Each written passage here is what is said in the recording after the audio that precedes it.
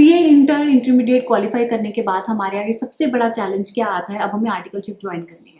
तो articleship internship हमने join करनी है तो हम कहाँ ज्वाइन करें, हमें रेफरेंस दिला दो, हमें बिग फोर ज्वाइन करा दो। Because in a routine task मेरे स्टूडेंट्स के साथ मेरी इंटरेक्शन बहुत है, तो स्टूडेंट्स की मुझे दिन में पता नहीं कितनी क्वेरीज आती हैं एंड दे आर लाइक हमें बिग फोर में रेफरेंस दिला दो, हमें बिग फोर में रेफरेंस दिला दो, हमें किसी अच्छी फर्म में टॉप 20 में, टॉप 30 में, टॉप 10 में हमारी रेफरेंस दिला दो, हमारी आर्टिकलशिप करवा दो। तो आर्टिकलशिप के लिए मैं आपको ऑनेस्टली बता रही हूँ, जिन्होंने पिछले अटेम्प्ट में क्वालिफाई करा है, इसका मतलब जिन्होंने May 24 में अटेम्प्ट में क्वालिफाई करा है, still that students are looking for the articleship in a good firms, because reason being is they want to crack big four is a tag, they want to crack it, उनको चाहिए सिर्फ big four में articleship मिल जाए, क्योंकि हमने आजकल की generation ने इसको स्टेटस सिंबल बना रखा है कि मुझे बिग फोर में अगर आर्टिकलशिप मिल जाएगी ना तो मेरी तो लाइफ बन जाएगी, मगर मुझे बिग फोर में, बिग 20 में, टॉप 10 में अगर मुझे आर्टिकलशिप मिल गई तो पता नहीं मैं जिंदगी में क्या हासिल कर लूंगा। ऑनेस्टली सेइंग, वेरी ऑनेस्टली, आज की वीडियो मैं सिर्फ इसीलिए बना रही हूँ कि रूटीन वेज में जो मैं एक क्वेरी एड्रेस कर रही हूँ ना,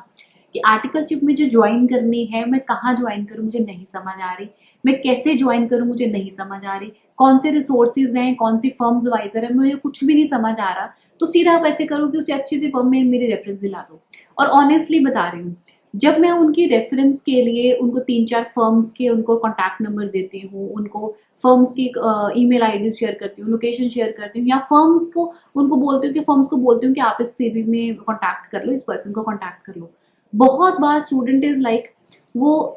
इंटरव्यू भी क्रैक कर लेता है और वो ऑफर लेटर भी ले लेता है, उसके बाद वो ज्वाइनिंग नहीं करता। क्यों? They are looking for more opportunities.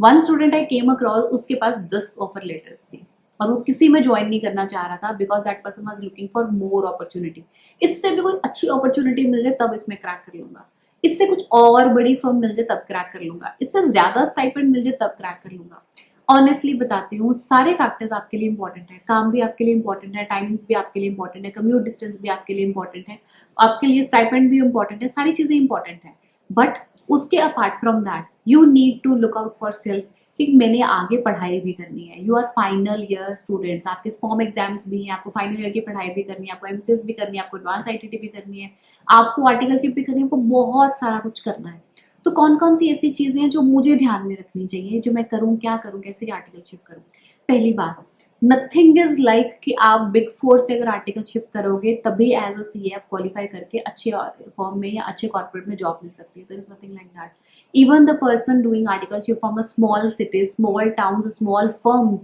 they are working in a today in a big four, they are working in a big corporate culture।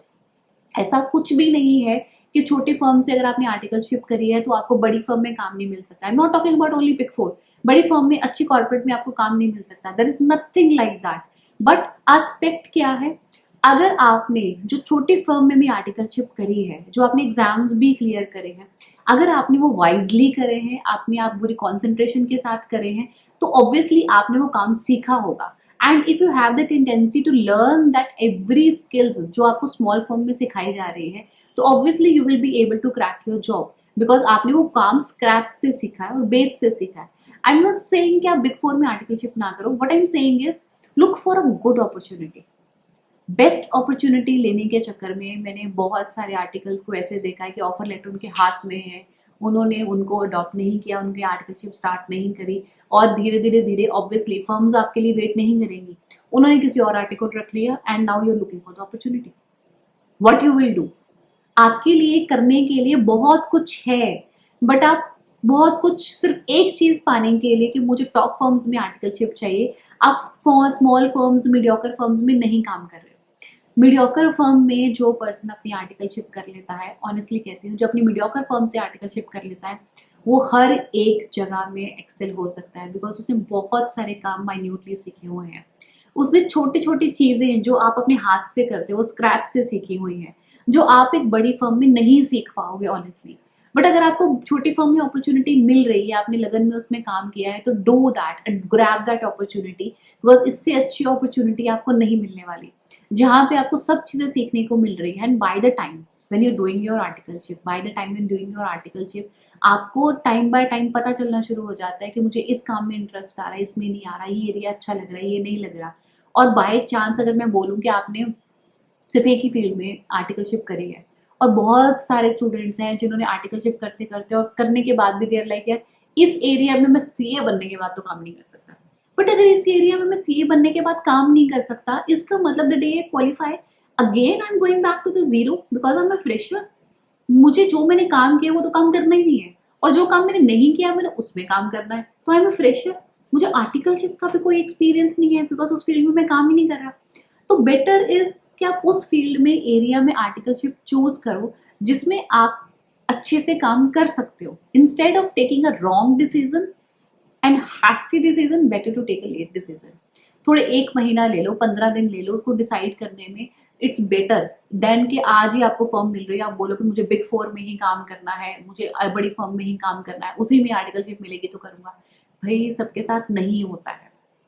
सबको नहीं मिलती है। And what I am saying is go to the mediocre firms, वो आपको ज़्यादा explore करने के लिए मिलेंगी और आपकी जो लाइफ है वो ज़्यादा अच्छी बन पाएगी because there will be work life balance also. आपको कम्यूट डिस्टेंस भी देखना है, तो वो फर्म चूज़ करो जिसमें आपको जो ट्रैवलिंग का डिस्टेंस से कम हो, वो फर्म चूज़ करो जिसमें आपको काम अच्छा सीखने को मिले, वो फर्म चूज़ करो जिसमें वर्क लाइफ बैलेंस भी हो, सिर्फ ये नहीं सिर्फ काम काम काम कर रहे हो और आपको पढ़ाई के लिए टाइम नहीं मिल रहा, अपने लिए टाइम नहीं मिल रहा, फैमिली के लिए टाइम नहीं मिल रहा। हाँ, stipend is part of it, this is not a primary part of it, honestly saying this is not a primary part of it. जब काम सीख लोगे इससे कई गुना ज्यादा आप कमा लोगे।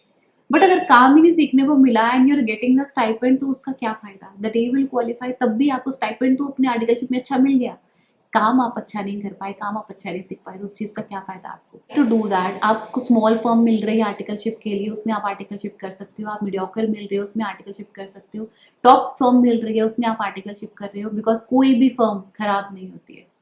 हर फर्म काम कर रही है अपने लेवल पे, अच्छा काम कर रही है, कोई भी फर्म खराब नहीं है। यू कांट से कि उस पर आपके पास कौन सा काम है, आपके पास क्या आर्टिकलशिप है, आपके पास कौन से क्लाइंट्स है। Every firm has own exposure और आपको उसमें काम सीखने को मिलेगा ही मिलेगा, there is no doubt about it, मिलेगा ही मिलेगा काम सीखने को। Firstly try to get yourself into the aspect I am ready to learn and I will learn, I will qualify my CA and then after आपकी value जो पड़ेगी वो एक हीरे की तरह होगी, because a qualified chartered accountant is not a less than a department.